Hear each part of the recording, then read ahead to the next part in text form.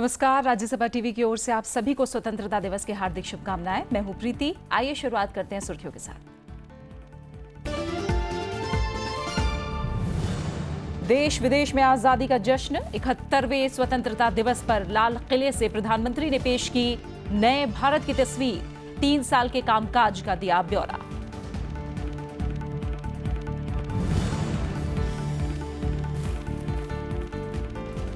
आतंकवाद के खिलाफ नहीं बरती जाएगी नरमी। जीएसटी से देश को मिली नई ताकत। डिजिटल लेन देन में बढ़ोतरी का जिक्र।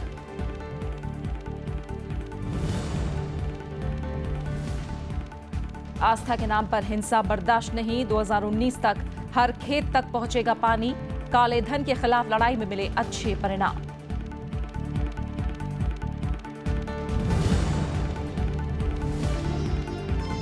राष्ट्र निर्माण में सबका सहयोग जरूरी। राष्ट्रपति का राष्ट्र के नाम पहला संदेश।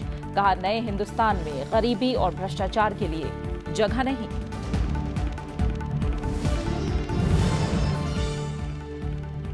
और देश भर में श्री कृष्ण जन्माष्टमी की धूम। मंदिरों में उमड़े श्रद्धालु। राष्ट्रपति, उपराष्ट्रपति और प्रधानमंत्री ने दी बधाई।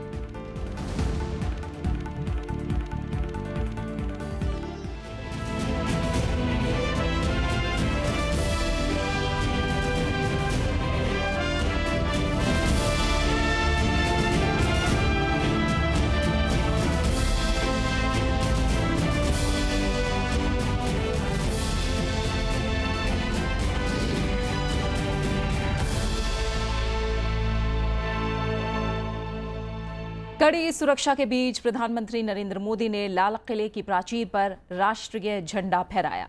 इसके बाद 21 तोपों की सलामी दी गई। थल सेना, वायुसेना, नौसेना और दिल्ली पुलिस के हर दल से एक अधिकारी और 32 सैन्य कर्मियों ने प्रधानमंत्री को राष्ट्रीय सलामी दी।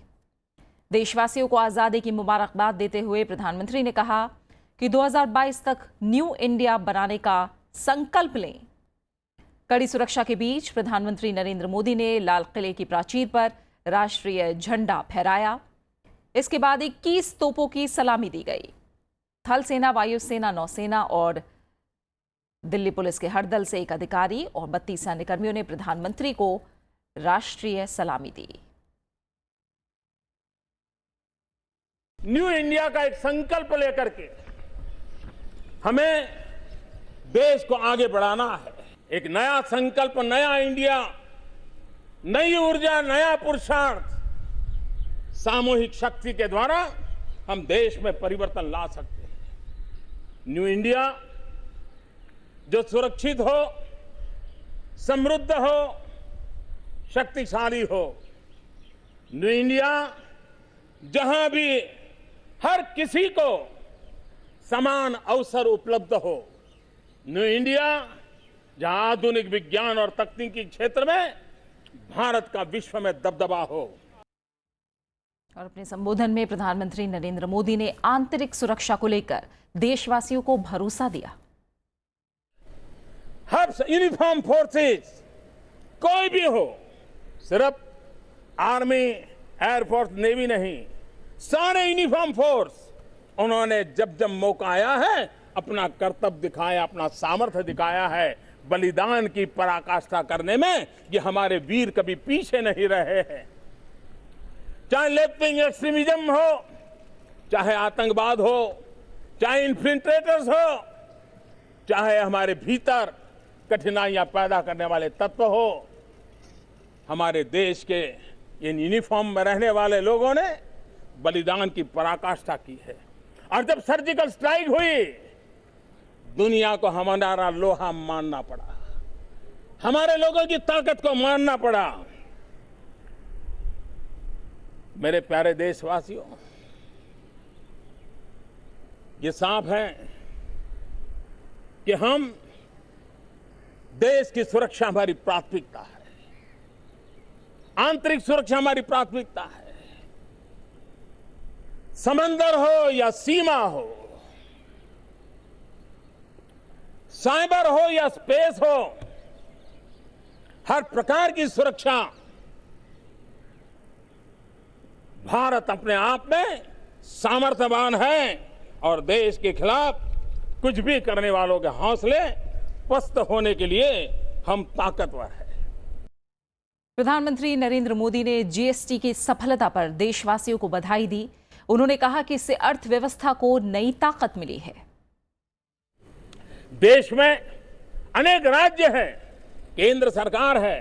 हमने देखा है जीएसटी के द्वारा देश ने cooperative federalism, competitive cooperative federalism को एक नई ताकत दी है, एक नया परिणाम नजर आया है। और जीएसटी जिस प्रकार से सफल हुआ है, कोटि कोटि मानव कलाक उसके पीछे लगे हैं। टेक्नोलॉजी में एक मिरेकल है। विश्व के लोगों को अजूबा लगता है कि इतने कम समय में इतने बड़े देश में जीएसटी का इस प्रकार से रोल आउट होना, ये अपने आप में हिंदुस्तान में कितना सामर्थ्य है। देश की हर पीढ़ी को एक विश्वास जगाने के लिए काम आता है। प्रधानमंत्री ने कहा कि आतंकवाद से सख्ती से निपटा जाएगा। आतंकवाद के खिलाफ लड़ाई में आज हम अकेले नहीं हैं। दुनिया के कई देश हमें सक्रिय रूप से मदद कर रहे हैं। हवाला का कारोबार हो तो दुनिया हमें जानकारी दे रही है। आतंकवादियों की गतिविधि के संबंध में विश्व हमें जानकारियां दे रहा है।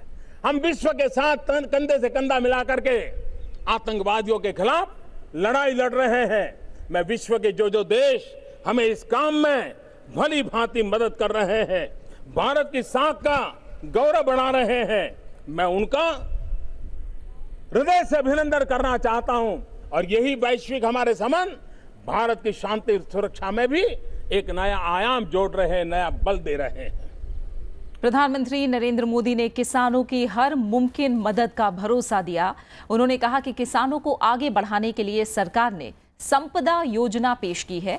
सरकार की 2019 तक हर किसान के खेत तक पानी देने की योजना है। किसान को अगर पानी मिले तो मिट्टी में से सोना पैदा करने की ताकत रखता है। और इसलिए किसान को पानी पहुंचाने के लिए मैंने पिछली बार लाल किले से कहा था, उन योजनाओं में से 21 योजनाएं हम पूर्ण कर चुके हैं और बाकी 50 योजनाएं आने वाले कुछ समय में पूर्ण हो जाएगी। और टोटल 99 योजनाओं का मैंने संकल्प लिया है। 2019 के पहले उन 99 बड़ी बड़ी योजनाएं परिपूर्ण करके किसान के खेत तक पानी पहुंचाने का काम हम पूर्ण कर देंगे। प्रधानमंत्री ने सामाजिक सौहार्द को बनाए रखने पर जोर दिया। कभी कभी आस्था के नाम पर, धैर्य के भाव में कुछ लोग ऐसी चीजें कर बैठते हैं जो समाज के ताने बाने को बिखेर देती है। देश शांति, एकता और सद्भावना से चलता है। जातिवाद का जहर, संप्रदायवाद का जहर देश का कभी भला नहीं कर सकता है। यह तो गांधी की भूमि है, बुद्ध की भूमि है। सबको साथ लेकर के चलना ये इस देश की संस्कृति और परंपरा का हिस्सा है। हमें इसको सफलता से आगे बढ़ाना है और इसलिए आस्था के नाम पर हिंसा को बल नहीं दिया जा सकता है। प्रधानमंत्री ने नोटबंदी की सफलता पर जनता के धैर्य की तारीफ की। यहां तक लोग कह रहे थे अब मोदी गया, लेकिन नोटबंदी में 125 करोड़ देशवासियों ने जिस धैर्य को दिखाया, जिस विश्वास को बताया, और उसी का परिणाम है कि आज भ्रष्टाचार के खिलाफ नकेल लगाने में हम एक के बाद कदम उठाने में सफल हो रहे हैं। और लाल किले की प्राचीर से संबोधन से पहले प्रधानमंत्री ने तिरंगा फहराया और न्यू इंडिया बनाने का संकल्प दोहराया।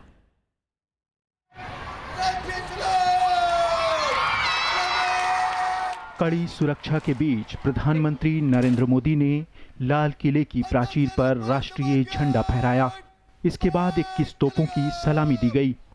थल सेना, वायुसेना, नौसेना और दिल्ली पुलिस के हर दल से एक अधिकारी और 32 सैन्यकर्मियों ने प्रधानमंत्री को राष्ट्रीय सलामी दी।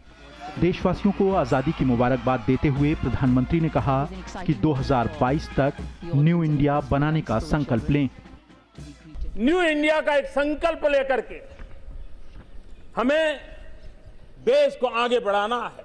एक नया संकल्प, नया इंडिया, नई ऊर्जा, नया पुरुषार्थ, सामूहिक शक्ति के द्वारा हम देश में परिवर्तन ला सकते हैं।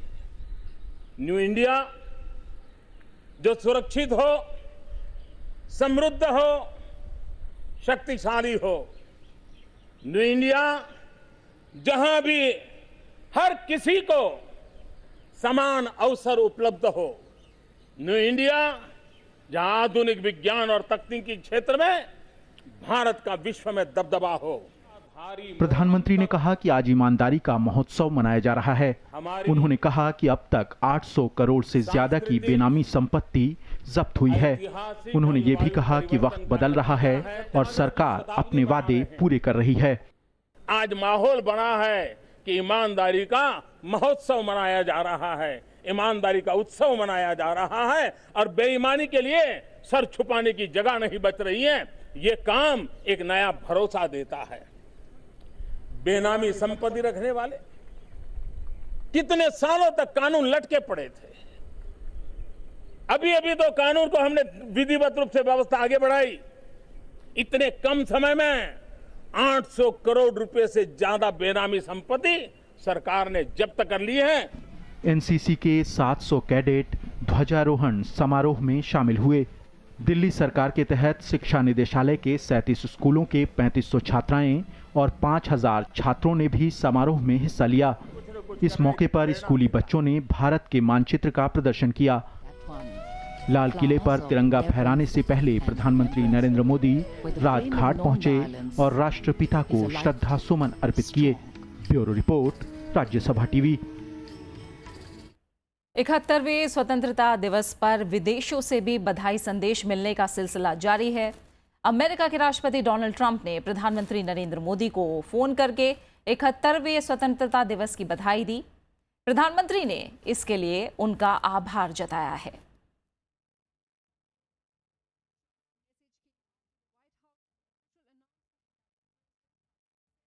आप बने रहिए हमारे साथ, हम लौट रहे हैं छोटे से ब्रेक के बाद।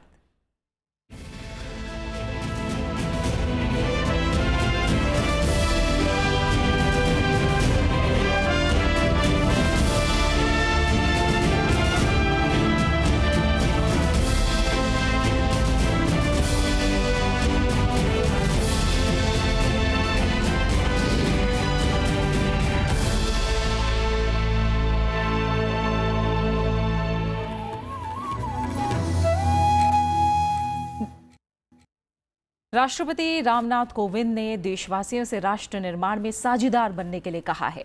71वें स्वतंत्रता दिवस की पूर्व संध्या पर राष्ट्र के नाम संदेश में उन्होंने कहा कि आज देश के लिए कुछ कर गुजरने का समय है।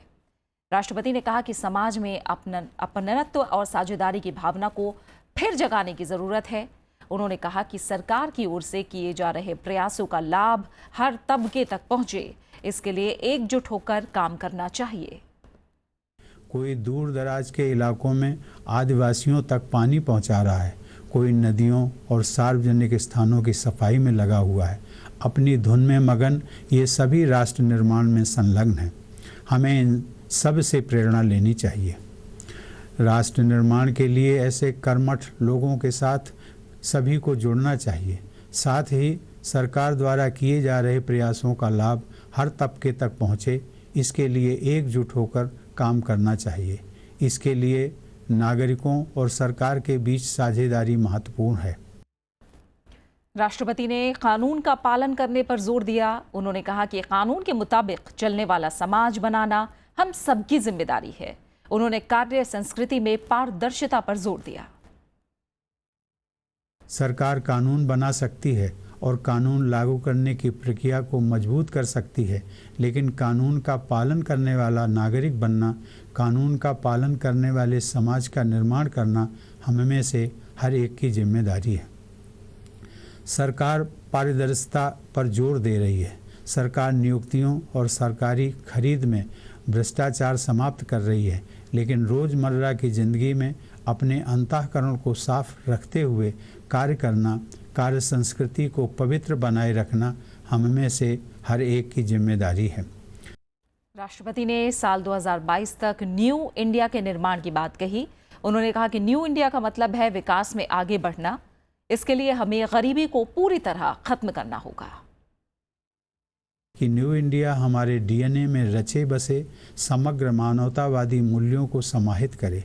ये मानवीय मूल्य हमारे देश की संस्कृति की पहचान है। यह न्यू इंडिया एक ऐसा समाज होना चाहिए जो भविष्य की ओर तेजी से बढ़ने के साथ साथ संवेदनशील भी हो। एक ऐसा संवेदनशील समाज जहां पारंपरिक रूप से वंचित लोग, चाहे वे अनुसूचित जाति के हों, जनजाति के हों या पिछड़े वर्ग के हों, देश के समग्र प्रक्रिया में सहभागी बने। उपराष्ट्रपति एम वेंकैया नायडू ने स्वतंत्रता दिवस पर देशवासियों को बधाई दी है।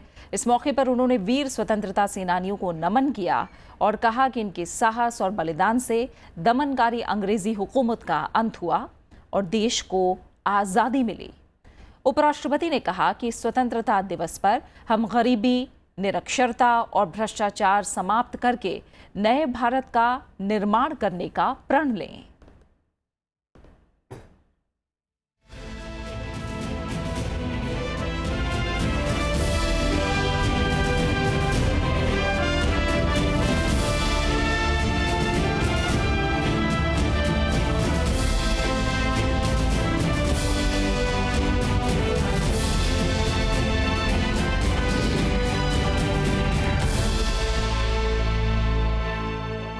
और अब कुछ और अहम खबरें। हरियाणा के राज्यपाल कप्तान सिंह सोलंकी ने कल उपराष्ट्रपति एम वेंकैया नायडू से मुलाकात की।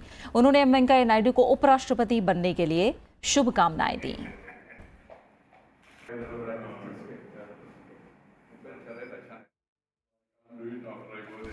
इसके अलावा लोकसभा उपाध्यक्ष और एआईएडीएमके के नेता एम तंबीदुरई ने भी उपराष्ट्रपति से मुलाकात करके उन्हें शुभकामनाएं दी। देश भर में श्री कृष्ण जन्माष्टमी का त्यौहार पूरी आस्था और उल्लास के साथ मनाया जा रहा है। राष्ट्रपति रामनाथ कोविंद, उपराष्ट्रपति एम वेंकैया नायडू और प्रधानमंत्री नरेंद्र मोदी ने लोगों को बधाई दी है।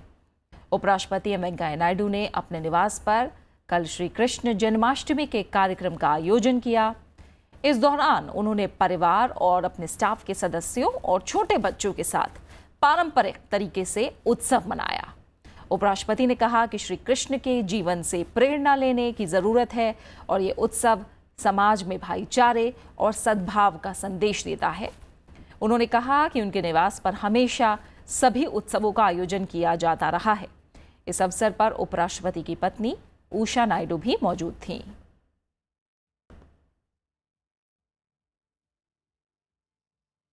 भगवान कृष्ण जी ने लोक कल्याण के लिए, धर्म संरक्षण के लिए जो भी किया है उसको हम सब लोग याद करके आगे हमारा जीवन में भी जो भी हम काम करें वो लोक कल्याण के लिए होना चाहिए और साथ ही साथ धर्म परिरक्षण के लिए होना चाहिए। आज इस शुभ अवसर पर मैं पूरा भारतवासियों को शुभकामना देना चाहता हूँ। केरल के कन्नूर में पिछले दिनों हुई आरएसएस कार्यकर्ता की हत्या के विरोध में एबीवीपी ने जेएनयू में कल विरोध प्रदर्शन किया। प्रदर्शनकारियों ने सीपीएम और केरल सरकार को हमले के लिए जिम्मेदार ठहराया। केरल में हालिया राजनीतिक हिंसाओं के खिलाफ जेएनयू में विरोध प्रदर्शन किया गया।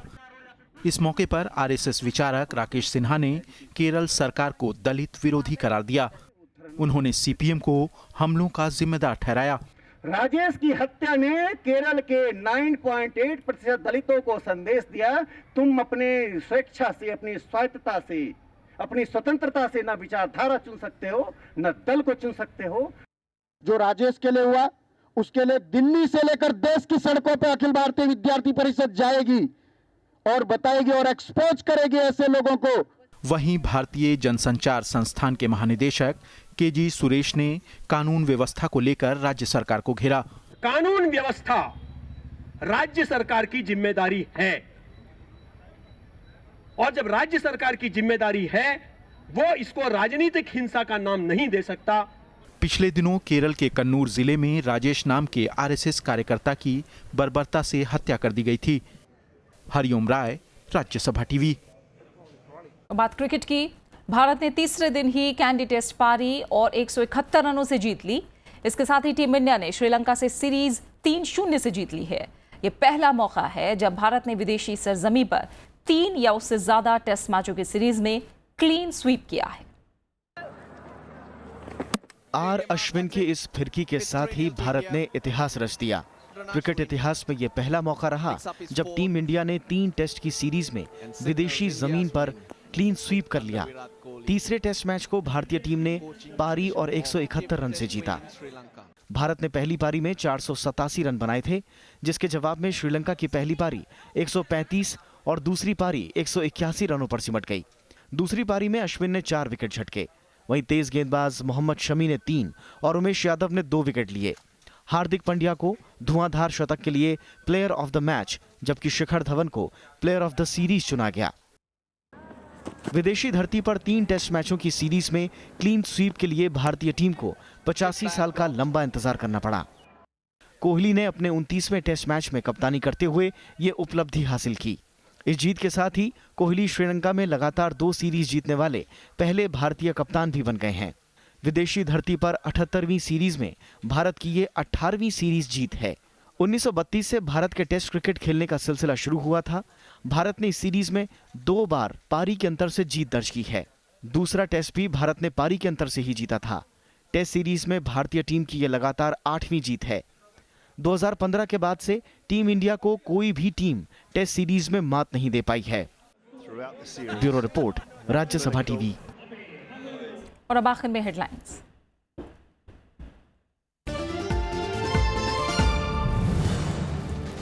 देश विदेश में आजादी का जश्न। 71वें स्वतंत्रता दिवस पर लाल किले से प्रधानमंत्री ने पेश की नए भारत की तस्वीर। 3 साल के कामकाज का दिया ब्यौरा।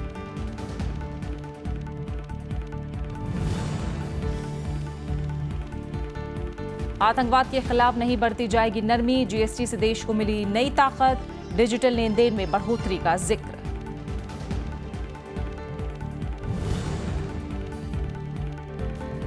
आस्था के नाम पर हिंसा बर्दाश्त नहीं। 2019 तक हर खेत तक पहुंचेगा पानी। काले धन के खिलाफ लड़ाई में मिले अच्छे परिणाम।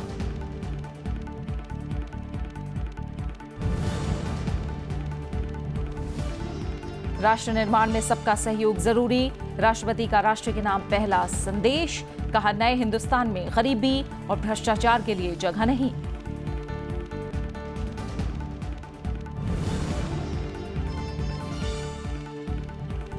और देश भर में श्री कृष्ण जन्माष्टमी की धूम। मंदिरों में उमड़े श्रद्धालु। राष्ट्रपति, उपराष्ट्रपति और प्रधानमंत्री ने दी बधाई। फिलहाल खबरों में इतना ही। आगे देखिए देश देशांतर। नमस्कार।